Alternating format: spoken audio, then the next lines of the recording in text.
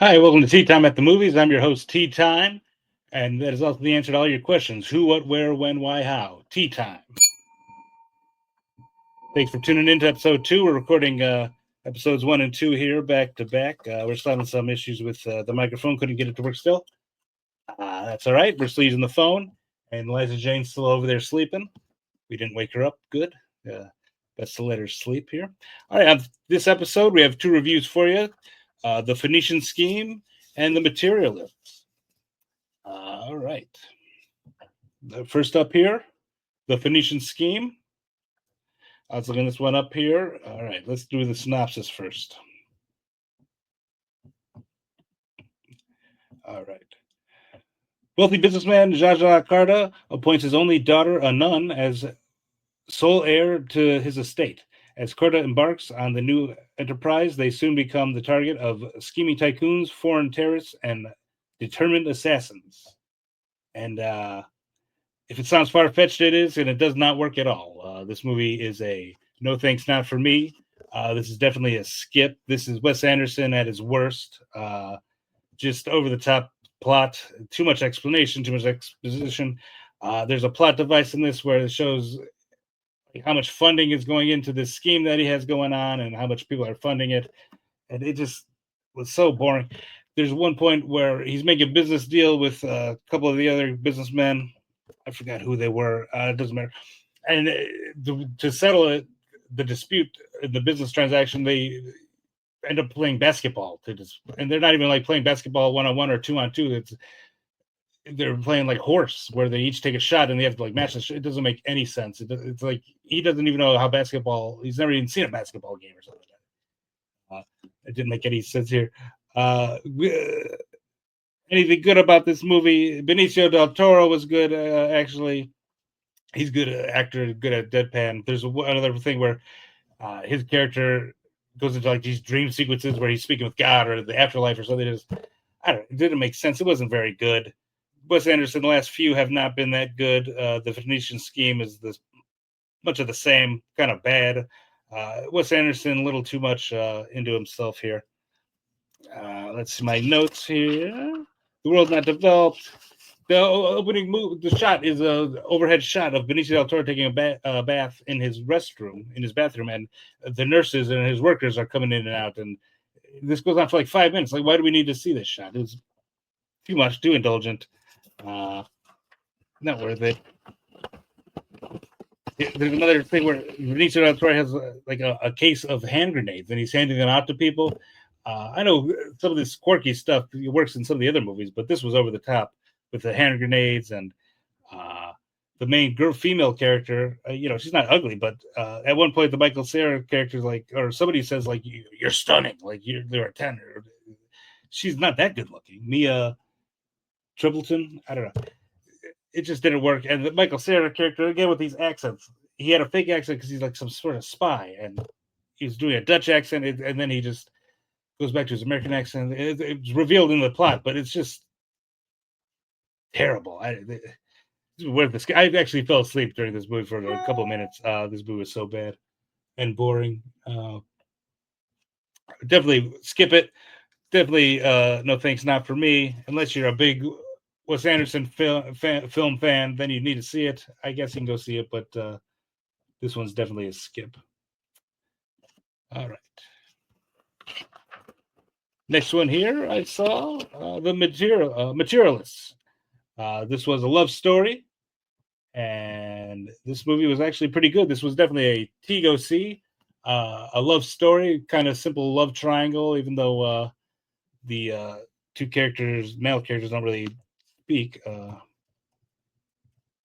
Maybe just pull up here my notes here. Materialists. Yep. Dakota Fanning was good in this one. She's plays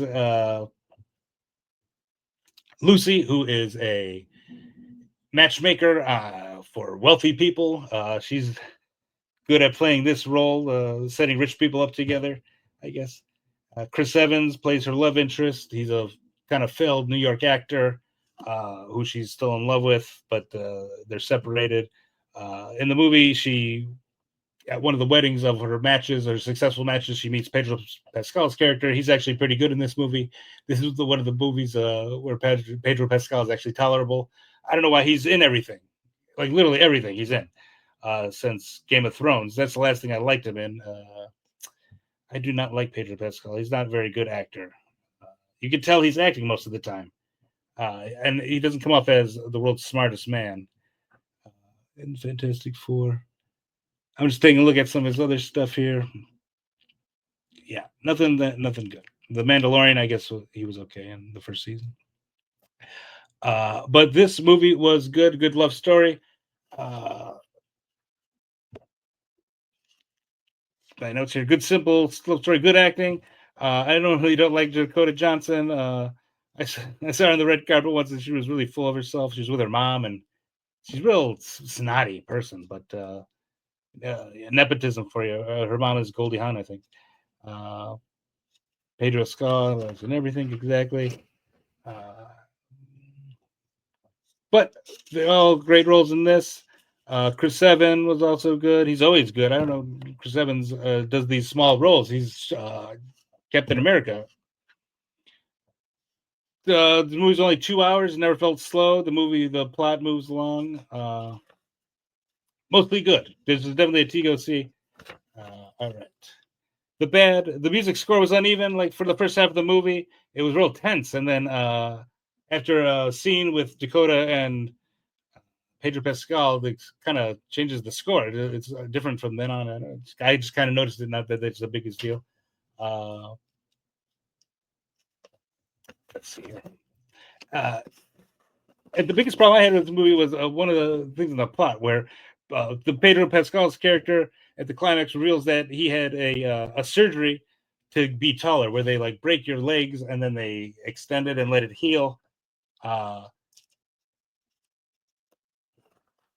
And he has a whole speech where he tells Dakota that his life before he got the surgery was so terrible, women wouldn't talk to him, and then suddenly he gets 6 more inches on his legs, and women are throwing themselves at him, and this felt like written by like a woman that doesn't understand men. There's more to it than just being 6 feet tall. And the other thing, Pedro Pascal clearly didn't have this surgery. People who have this surgery look really weird. Their legs are really extended. Their arms look short. Like Woody Allen's son had this surgery. He looks really weird. If you ever look at his legs, they're really extended. It's weird looking. But most of this rang true. A lot of the matchmaking is good. Dakota Johnson's good. It was definitely worth a see. A T go see.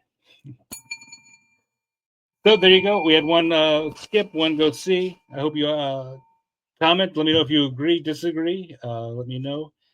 Let's see. Oh, and then the moment you all been waiting for, the porn parody title. Let's see for this one. Oh, this the Phoenician Scheme, the Phoenician Scheme, the Phoenician Scheme, and the Materialists. The porn title is the Butteralists. You put button there for instead of MAT. It's Butterialists. All right. Those are the reviews for this episode. I hope you enjoyed it. Let me know down in the comments. Remember, when watching movies in general, the advice from The Matrix: there is no spoon. This is all made up, but we love movies. We love watching them. Just remember, the T stands for truth, and that's a guarantee. I'll see you guys next time. Thanks for tuning in.